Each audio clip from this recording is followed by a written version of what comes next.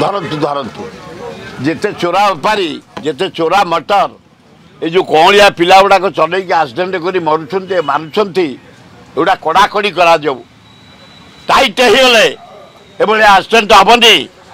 Parents ମାନେ ପିଲାଙ୍କୁ ଗାଡ଼ି ଦେବେନି କି ଚୋରି ହେବନି, ଭୟଙ୍କର ପରିସ୍ଥିତି ହେବନି, ଓଡ଼ିଶା ଦୁର୍ବଳ ହେବନି, ହେବା ଉଚିତ।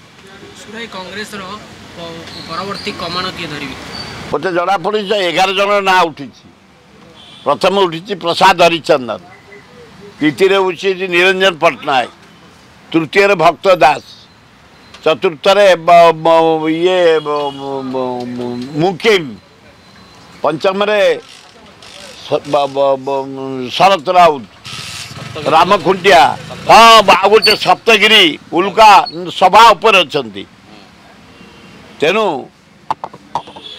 ସେ ସ୍କୁଟିନି କରୁଛନ୍ତି। ଇଏ ସମସ୍ତଙ୍କୁ ଏକାଠି କରି ସାରା ଇଣ୍ଡିଆରେ ଯେତେବେଳେ ରାହୁଲ ଗାନ୍ଧୀ ବ୍ୟାପୀ ଆସୁଛନ୍ତି ଭାରତ ଯୋଡ଼ କରି 50 ଏମ୍ପିରୁ 100 ହେଲାଣି ଏବଂ 217 ହେଲାଣି ଇଣ୍ଡିଆ ମେଣ୍ଟ। ଆଉ 5-10ଟା ଫସି ପଡ଼ିଲେ ମୋଦି ପଳେଇବ। କିଏ ଦାୟିତ୍ୱ ନେବ, କିଏ କରିବ, ଏକାଠି କରିବ। ଜଣେ ଯୁବକ ହେଇଥିବ, ନା ବଦନାମ ନଥିବ, କୌଣସି କରପ୍ସନ୍ ସହିତ ନଥିବ, ସେଇଭଳିଆ ଲୋକକୁ ବାଛିବେ ବୋଲି ସବୁ ସ୍କୁଟିନି କଲେଣି, ସମସ୍ତ ମତ ନେଲେଣି ଜଣାପଡ଼ୁଛି। କାରଣ ଧନ୍ୟବାଦ ରାହୁଲ ଗାନ୍ଧୀ, ଏଭଳିଆ ପରିସ୍ଥିତି ଓଡ଼ିଶାରେ ହେଇଥିଲା ସବୁ ଭାଙ୍ଗି ଦେଇଛନ୍ତି। ସଭାପତି ଗଲେ, ଉପସଭାପତି ଗଲେ, ୱାର୍କିଂ ପ୍ରେସିଡେଣ୍ଟ ଗଲେ, ସେକ୍ରେଟାରୀ ଜେନେରାଲ ସେକ୍ରେଟାରୀ, ଛାତ୍ର କଂଗ୍ରେସ, ଯୁବ କଂଗ୍ରେସ, ମହିଳା କଂଗ୍ରେସ ସବୁ ଗଲେ।